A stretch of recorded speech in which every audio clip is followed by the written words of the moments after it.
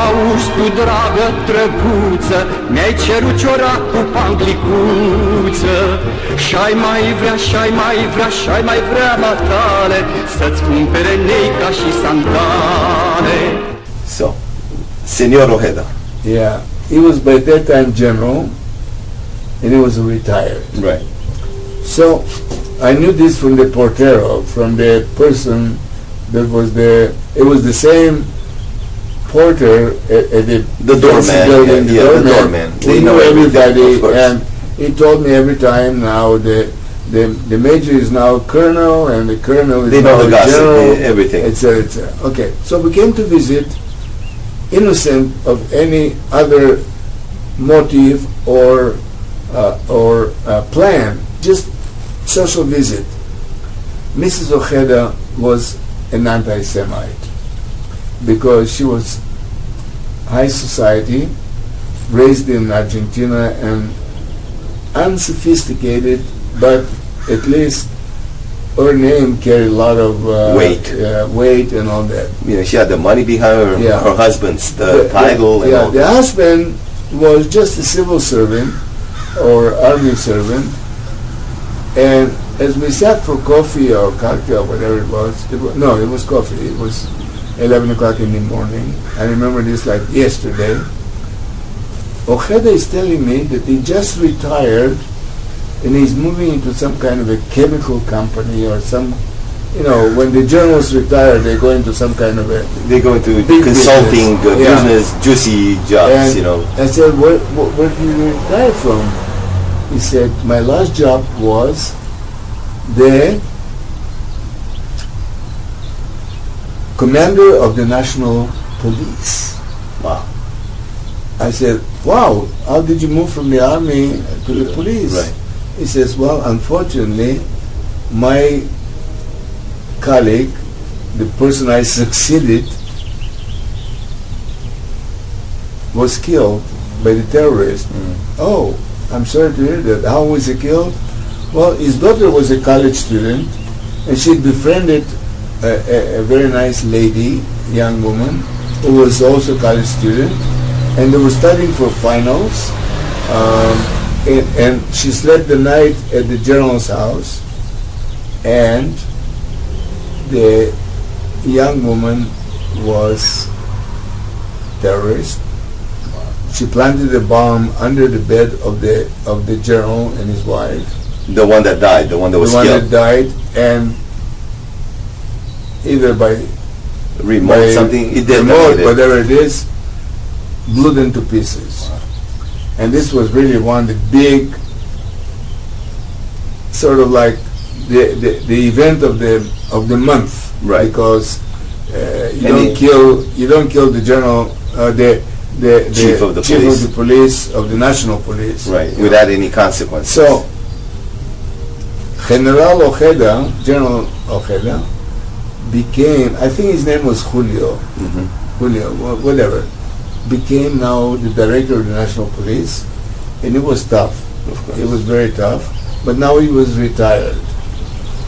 And I told him, look, I really want to know more about all this, because in America, we are naive, we don't understand all this business of terrorism and counterterrorism and etc., oppression, and would you be kind enough to talk about it? So he talked about it, his wife talked about it. While she was talking, I understood that she was really a fascist. Right, you measured their interests. And anyway, we came home that noon, Eliana and I, to our hostess, Eliana. By the way, our daughter Eliana, our baby daughter, youngest child, who is now 43, was named after Eliana, your friend of Buenos Aires. Wow. We came home, and I said, maybe I should write him a letter and ask him about to intervene in this matter. Right. So this was like a day or two before we left the country to come back to America, to California, and I wrote him a very nice letter, and my wife is better in Spanish, because she knows the grammar. I don't know the grammar. I just speak it. And we corrected the letter and we consulted our hostess. And the letter was basically, Dear General Ojeda, I know that it was very nice to see you, etc., and visit with you and your wife. And I'm going to try my best when I come back to America to explain the predicament of the Argentinian people and the terrorism and all that and all that. Meanwhile, I said, there is a young man that I visited at the prison who, to the best of my knowledge, and I'm not an investigator or I'm not a big expert on that, he is innocent of any charges except for the fact that he was the Secretary General of the Student Union of a certain proletarian He had a university. function. Yeah, he had a function. And once you get an address book of somebody like that, everybody in the address book is already automatically put on the blacklist. Right. I said, if you could do me a favor, because he's an honorary member of our temple, his family is very well known, I built up the whole case. If you could intervene just to find out what's going on, right, I would appreciate it. In both cases, I thought this is a dead end. Lost, Yes, dead end. a dead end situation. I come back to Los Angeles, August 1980, and the American Civil Liberties Union at UCLA had heard about my visit to Argentina. They want me to speak to them, to the local union, about what's going on in Argentina. I was very good, very neutral. I didn't blame, I didn't accuse. I Tried just to present facts on both sides. Facts. Well, they said, you know, that this guy, Fernando Aber, has got a file like this with us. Really? Because they've been writing letters and etc., etc., etc., and of They were course, lobbying the to government. no avail, to no help. And I was in contact with the local family in my synagogue, the Abers, and there was no news. And about 7 or 8 months later, I get a phone call from American Civil Liberties Union, who have contacts in Argentina, Of course. and who were much up to date than the Right, they knew what family. was going on. They called me up and said, believe it or not, Fernando Aber was released today. He's able to return to his studies. He's able to live freely without any record, without any dossier about him, which is something that will hurt him in the future. And he became a lawyer, of all things. So Elaine and I went to visit Fernando and his wife. He married a lovely Catholic girl in Buenos Aires. And by that time, by the next visit, which might have been like 86, 87, he already had a baby, a child, and all that, and we saw a happy family and all that. So this was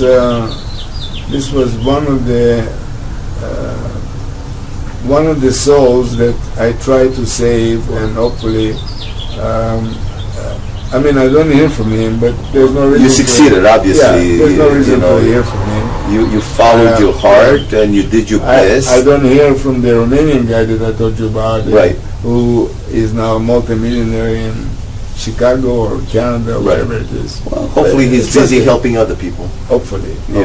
Well, thank you very much for this extraordinary story. My pleasure. You told us a little earlier that you're going to tell us in the next story something also connected with Argentina, something about something that you did there, something events there. Well, I'll be happy to share the history of our 3 years in Argentina, which was really pioneering task, pioneering venture, but we succeeded, and I'm happy to share this with you in the next segment. Okay, so story number 23 is going to be Adventures in Argentina. Yes. Thank you very much. My pleasure. Shalom to everyone around the world. Shalom. Rabbi Haim ASA. Thank you. Thank you. Bye-bye. Bye. Okay, I think you had enough for today, huh? Are you done? Yeah. Și-ai mai vrea, drăguță Ana, ca să te îmbrac, măi, conă hramă. Să-ți cumpăr cercei, măi, Ana, dar eu n-am de unde, măi, coadană. Auzi, dragă fata, nechi, dragă, aseară goliu-o tamiciană. Și acum nu-ți parale, să-ți cumpăr sandale, buzunarele sunt goale, da. Mai avui, drăguță, încă o băncuță și băui în coliu.